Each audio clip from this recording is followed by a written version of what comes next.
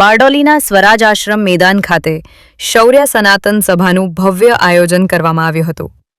આ કાર્યક્રમમાં વરિષ્ઠ પત્રકાર અને સનાતનના પ્રખર વક્તા પુષ્પેન્દ્ર કુલશ્રેષ્ઠ વિશેષ ઉપસ્થિત રહ્યા હતા। શ્રી રાજપૂત કરણી, સેના સુરત જિલ્લા અને સ્વાભિમાન ગ્રુપના સંયુક્ત ઉપક્રમે યોજાયેલી આ સભામાં બારડોલી તેમજ આસપાસના ગામોમાંથી મોટી સંખ્યામાં લોકો ઉપસ્થિત રહ્યા હતા। કાર્યક્રમને લઈ જનમમેદનીમાં ભારે ઉત્સાહ જોવા મળ્યો હતો। આ સભાનું આયોજન શહીદ દિવસ નિમિત્તે ભગતસિંહ, સુખદેવ અને રાજગુરુની સ્મૃતિમાં કરવામાં આવ્યું હતું। સભામાં પુષ્પેન્દ્ર કુલશ્રેષ્ઠે પોતાના જ્વલંત અને હૃદયસ્પર્શી પ્રવચનમાં રાષ્ટ્રપ્રેમ અને સનાતન સંસ્કૃતિ પ્રત્યે ગૌરવની ભાવના પ્રગટ કરી હતી। તેમના પ્રવચનથી ઉપસ્થિત લોકોમાં નવી ઊર્જા અને પ્રેરણા જોવા મળી હતી। કાર્યક્રમમાં રાષ્ટ્રીય સ્વયંસેવક સંઘ, બજરંગ દળ અને વિશ્વ હિન્દુ પરિષદના કાર્યકર્તાઓ મોટી સંખ્યામાં જોડાયા હતા અને કાર્યક્રમને સફળ બનાવવા સહભાગી બન્યા હતા।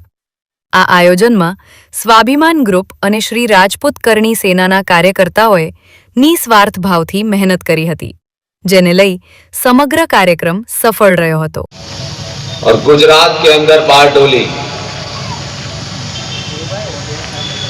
इस शहर का इतिहास जब जब बताया जाएगा तब तब सरदार पटेल पैदा होंगे।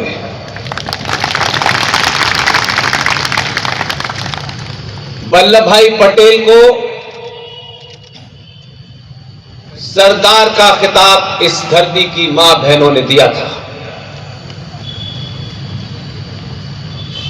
धरती भी वही है, गुजरात भी वही है, लेकिन अब सरदार क्यों नहीं पैदा हो पा रहे, ये इस धरती में रहने वाले लोगों को सोचना होगा। इसलिए जब भी बारडोली के यहां से कोई भी निमंत्रण आता है, तुम्हें कितना भी कहीं बिजी हो, जो मेरे साथी हो नरेश यादव, उनसे कहता हूं कि बारडोली का फंक्शन नहीं मिस करना है। कैरियर सुधारने के लिए नहीं,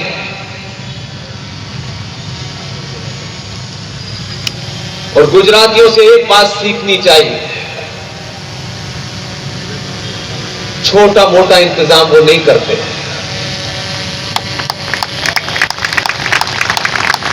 और न छोटे लोगों को दिल्ली भेजते।